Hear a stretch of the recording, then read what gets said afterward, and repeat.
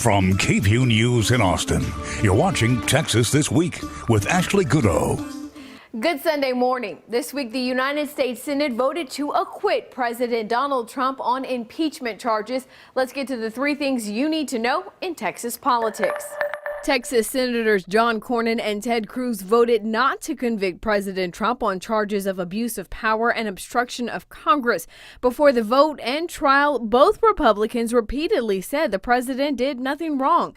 Not all Texas lawmakers agree with their vote. Most notably, Houston Representative Sylvia Garcia was one of the House managers trying the president in the Senate. Texas Lyceum released the results of a new poll, and Austin renters aren't the only ones struggling to find affordable housing. In the statewide poll, nearly half of Texas adults said it is difficult to find affordable housing in their areas, and nearly half of Texas adults think they spend too much of their income on housing. A school board's decision to suspend a high school senior because of his hair could be met with legislative action. Thursday, members of the Texas Legislative Black Caucus announced plans to file a bill known as the Crown Act in the 2021 legislative session. It bans discrimination based on hairstyles and textures typically associated with race. DeAndre Arnold, a senior in Mount Bellevue, Texas, was suspended and told he would not be able to walk across the graduation stage unless he cut his locks. Arnold has been growing his hair for years and says they represent his father's Trinidadian culture. But over Christmas break, the school district changed its policy and told him he needed to cut his hair. Lawmakers in California, New Jersey, and New York have already passed the Crown Act, and dozens of other states are considering it. Early voting in the Texas March primary election is a little more than a week away. A dozen Democrats are vying to challenge U.S. Senator John Cornyn, including teacher Jack Daniel Foster Jr. We sat down to discuss his campaign. First and foremost, tell our viewers a little bit about yourself and why you're running for the U.S. Senate. Well, my name is Jack Daniel Foster Jr., and people kind of poke at that sometimes, but that's the truth. I am running for, the United States Senate because of, homeowners and property owners. They need the opportunity to invest in their communities. And so tell us a little bit about your background. Well, I'm a clinical laboratory scientist, and I'm also a teacher. And so, and I have, a master's degree in finance. So I'm kind of like a variety of things, but, I prefer teaching, but, it's time to move to something else. Is there something in particular about Senator John Cornyn, other than the obvious fact that he's a Republican and you're a Democrat, that made you decide you wanted to challenge him? I'm a 21st century Democrat, and a 21st century Democrat will bring in not only just Democrats, but they'll bring in Republicans, they'll bring in independents, and they'll bring in Greens as well, the Green Party as well.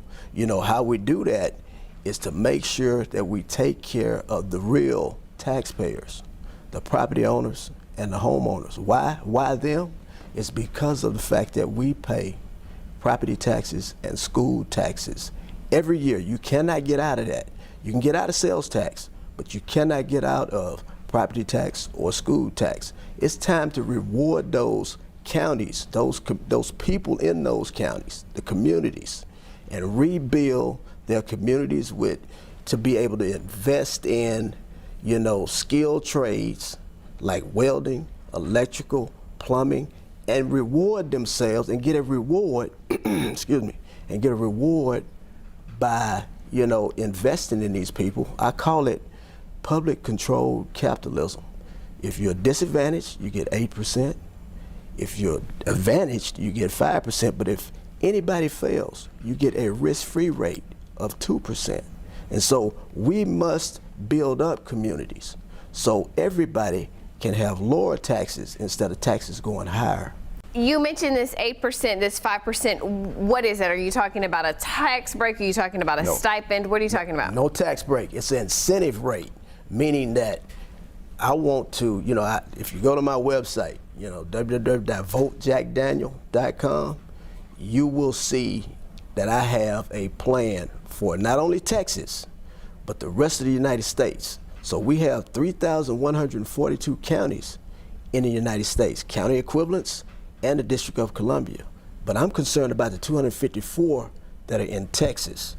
And so I want us to use our rainy day fund. I want 10.2% of that. I want $3 million to go to each county in the state of Texas. Now, at the same time, I'll be in the United States Senate. I will be asking for a skills fund for every county in the United States. And make sure that, you understand, if you look at my model, my economic model, it's on my website. If you look at that, you will see that I want the federal government to use that green New Deal, and spread that money out throughout the United States to the counties. The state of Texas has a rainy day fund. They need to be able to put $3 million in every county. That's $762 million. That's 10.2% of that rainy day fund, and allow for property owners and homeowners to get their money back by investing in people in their communities. And what ultimately happens is you lower taxes for everyone. Everyone gets to work. Everyone gets to be involved, such as fight this, this carbon dioxide problem that we have. Everyone gets to have affordable health care insurance. I don't want people to, get free stuff. It's nothing good about that. What you need is to be able to have affordable health care and a decent job, and then you can move forward in your life. Okay, the federal government, you're running for the U.S. Senate. The federal government has no say in the state of Texas's rainy day fund and the state of Texas's business. They can't regulate that. That's the state. That's correct. You're absolutely right. But I will be a United States Senator that would bring voice, that will bring voice to what's needed in the state of Texas. And so I will push the state legislature, the governor, and the lieutenant governor to give us that skills fund in every county in the state of Texas. When you talk about giving money to all of the counties in the country, where are we going to get the money to pay for this? Well, we have no choice but to do that. Why? Because we're facing a $23 trillion deficit already. The problem is that the same people who pay the taxes are going to be the same people who pay this deficit. So we must bring in more people, have them skilled up and ready to be able to pay their fair share. To put your plan into place to get more people in the economy, you're saying we need to create these funds. Where are we going to have the money to pay for that? No, you're going to have to deficit spend again. I mean, there's no way around that. In order to make money, you got to, invest money. And so in order to do that, we have no choice. Just go further into debt. We have no choice because, look, we got a $1.5 trillion fiscal deficit for the year. Now, I believe that money was misplaced. We should rescind that $1 billion tax cut, $1 trillion tax cut that, President Trump has put into effect. But, take that and let's reinvest in our communities, i.e. the counties, and let's start over. I mean, we have no choice. There are a lot of candidates in this particular race. There are 12 Democrats vying to challenge Senator Cornyn. Why should our viewers vote for you over the other 11? Well, because I am willing to go all out for the homeowners and property owners. Why? Because they are the most important people in our system.